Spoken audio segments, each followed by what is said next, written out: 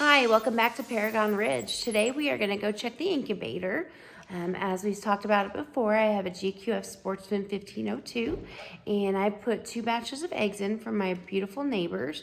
The first one I put in was on 2/9, so today is day 15 for those eggs, and we're going to candle them and just see what their fertility rate is and see what we're going to get as our mixed barnyards. And the second batch I put in last Sunday, and those were done on 2/16, so they're on day 8. So they're both on perfect days for candling. The first batch, since they're on day 15, they're about 3 or 4 days away from being put on lockdown. So it's going to be a really great way to see them move. And then the ones that are only 8 days, it's a little past the point where we can see their heartbeat because they're not so translucent and they're a little bit bigger. But we will at least see our hatch rate as far as all those eggs go. And then that second batch was those beautiful green eggs from my neighbors. So I'm excited to see if both of those are fertile. So come along with me. We're going to go check it out. We're going to get some darkness and we're going to get a candling flashlight and see what we can see.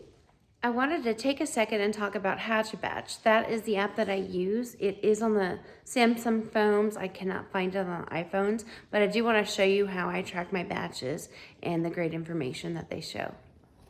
So here's my batches. This one says it's 71% done.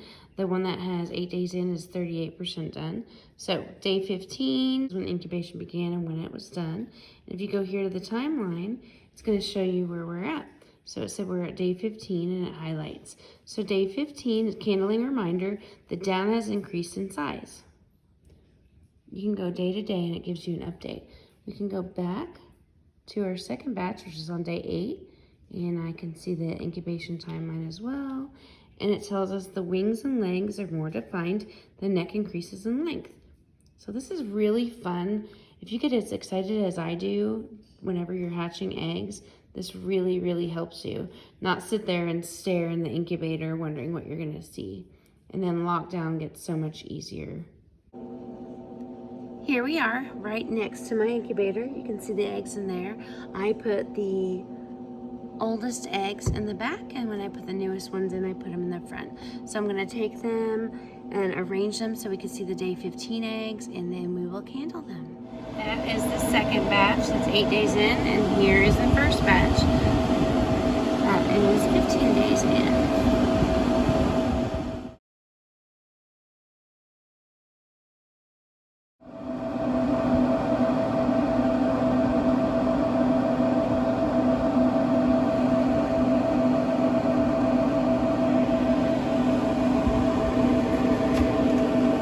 So the white egg is the best so far. We can see a lot from it.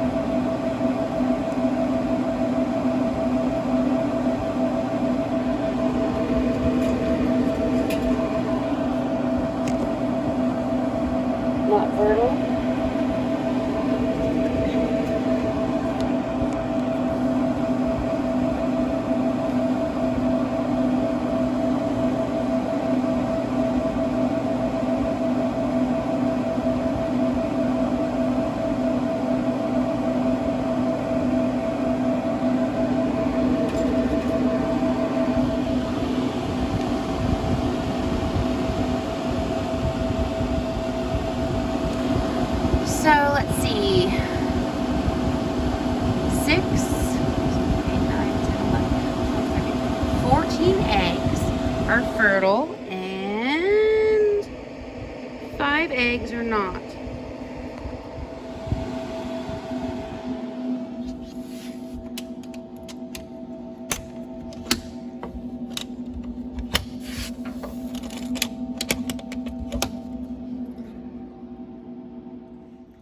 We've just candled the eggs that are at 15 days. We have had a 26.32% loss.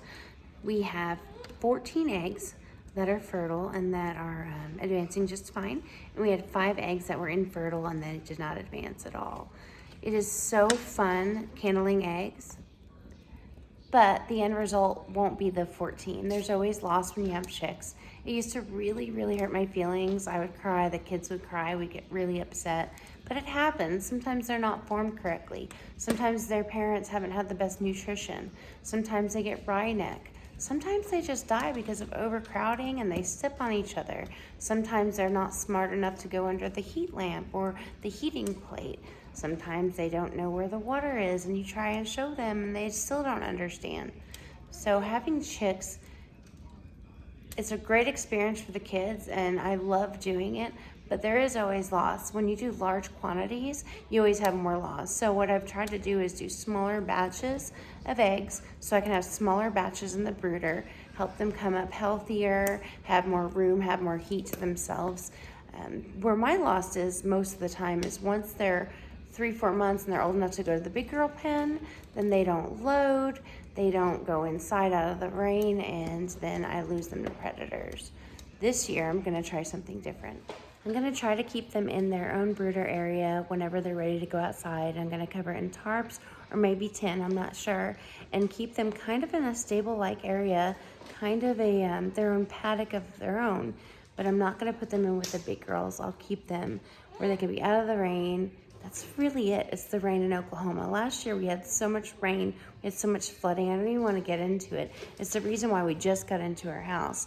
For so many reasons, with all that flooding and rain, we couldn't do our driveway, we couldn't get rid of our trees, we couldn't do our pad, we couldn't do our cement. Our house was lost in the flood because it was on a semi. There's just so many issues with the rain. So this year I'm gonna try to do something a little different. Thanks for joining me for this quick video just to keep up on our eggs that are day 15. I'm gonna wait a couple days and we can go back and check the day the 8th day eggs that we're looking at that are still in the incubator. So we only have about 6 days left until hatch, and I will do another video whenever we put them on lockdown. If you like my content, if you want to follow our family homestead, please subscribe and hit the bell so you can be updated whenever I update a new video. Thanks for joining.